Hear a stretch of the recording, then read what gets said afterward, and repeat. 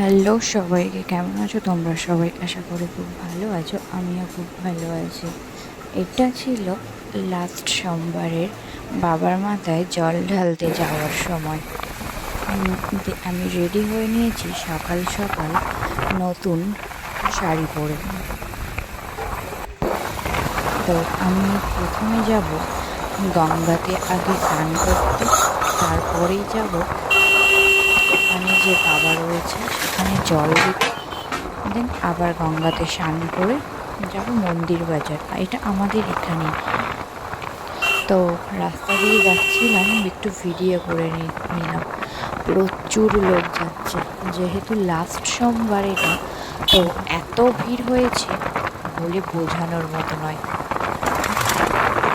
তো তোমরা দেখতেই পাচ্ছ প্রচুর লাইন পড়েছে। মানে এটা আমি সবে আমাদের বাড়ি থেকে বেরিয়ে গঙ্গার উদ্দেশ্যে যখন যাচ্ছিলাম তখনই এই ভিডিওটা। মানে রাত 12টার আগে থেকে লোক যাওয়া আরম্ভ করে দিয়েছে বাবার মাথায় জল ঢালতে। তো আবারও 1 বছরের অপেক্ষা। এটা লাস্ট সোমবার। আবারও বাবার সব ভক্তরা 1 বছর অপেক্ষা করে থাকবে এই দিনটার জন্য। তো আমি অনেক বিয়ের আগে অনেকবারই হেঁটে গিয়েছি, তো এবছর আর হেঁটে যাওয়া সম্ভব হয়নি। খুবই যাওয়ার ইচ্ছা ছিল, কিন্তু তেমন কাউকে পাইনি। তো একা তো বাড়ি থেকে আর হেঁটে যাওয়া যায় না, তো তাই গাড়িতে করে গেলাম। বরকে বললাম একটু আমাকে দিয়ে এসো, একটু আমাকে নিয়ে চলো। তাই বর সকাল সকাল চলে এসেছে। যেহেতু আমি বাপের বাড়িতে ছিলাম, তো বর আবার সকাল সকাল চলে এসেছে আমাকে নিয়ে যাওয়ার জন্য। তো আমি বিষ্ণুপুরে চলে গেলাম গঙ্গা স্নান করতে। ওখানে প্রথমে নেমে আগে মাটির একটা কলসি, ধূপবাতি, ফুলের মালা, যা যা লাগে আর কি, সেগুলোই প্রথমে কিনে নিলাম। কিনে গঙ্গাতে স্নান করতে যাবো। গঙ্গাতে স্নানটা করে নিলাম। গঙ্গাতে একটা ডুব দিয়ে জলটা তুলে নিলাম।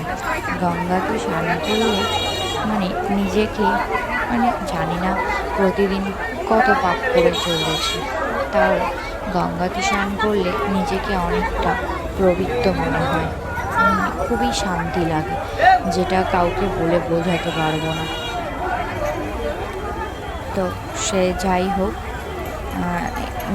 প্রতিটা ঘাটেও প্রচুর মানুষের ভিড়, প্রচুর মানুষ জমা হয়েছে।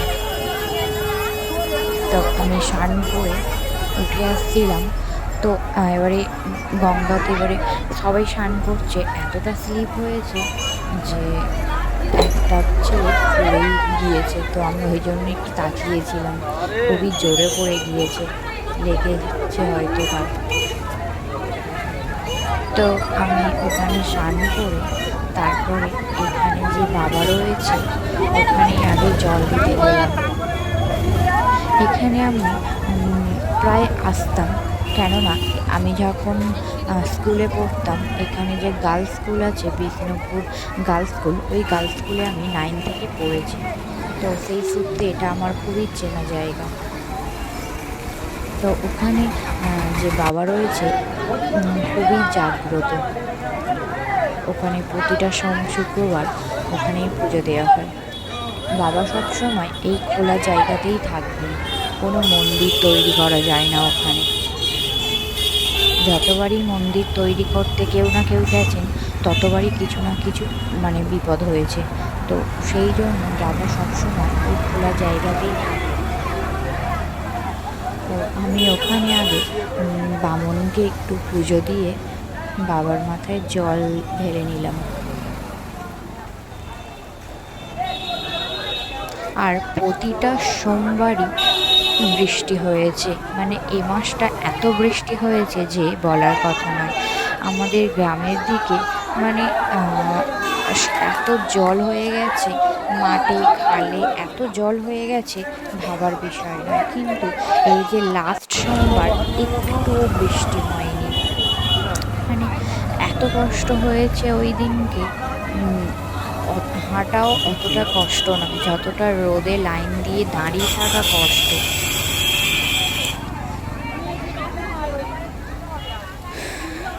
তো আগে পুজোটা দিয়ে বাবার মাথায় জলটা ঢেলে নিলাম। এইগুলো আমি যখন বাড়ি থেকে বেরিয়েছিলাম তখন আমি ভিডিও করে আসছিলাম। তারপরে আমি যখন স্নান করে বাবার মাথায় জল দিচ্ছিলাম, আমার বরকে একটু বলেছিলাম ভিডিও করে দিতে। ও প্রথমে রাজি হচ্ছিল না, ও আবার এই সব ভিডিও করতে ভালো লাগে না। তো আমি তাও জোর করে ওকে বললাম একটু ভিডিও করে দাও। তো তারপরে ও আমাকে একটু ভিডিও করে দিয়েছে, তাও ভালো করে ভিডিও করে দিতে পারিনি, যতটা পেরেছি আর কি। তো সে যাই হোক, তারপরে ওখানে প্রণাম করে ধূপবাতি জ্বালিয়ে আবারও গঙ্গাতে চলে গেলাম স্নান করতে। আরেকবার স্নান করে জল নিয়ে যাব মন্দির বাজারে।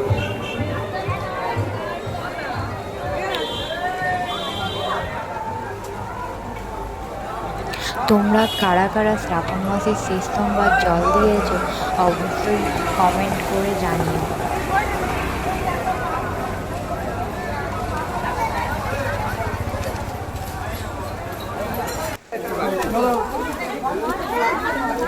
আর আমি একটু তাড়াতাড়ি করছিলাম, যেহেতু আমার বাড়িতে আমার বাচ্চাটাকে রেখে এসেছি আমার মায়ের কাছে। আমার ছোট্ট একটা বাচ্চা রয়েছে, আমার মায়ের কাছে রেখে এসেছি। ও আবার বেশিক্ষণ থাকতে চায় না, তো ওই জন্য একটু তাড়াতাড়ি করছিলাম।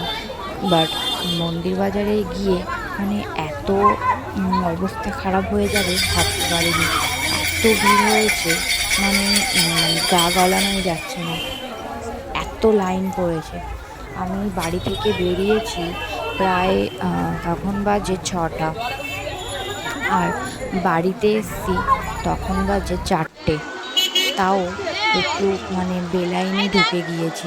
ঠিকঠাকভাবে লাইন দিলে কখন বাড়িতে ফিরতাম আমার নিজেরও জানা নেই। আর রোদে দাঁড়িয়ে লাইনটা তোমরা দেখতেই পাচ্ছ, বীভৎস লাইন পড়েছে। আর রোদে দাঁড়িয়ে মানে একেবারে অবস্থা খারাপ হয়ে গেছিলো। তো ভিডিওটা ভালো লাগলে অবশ্যই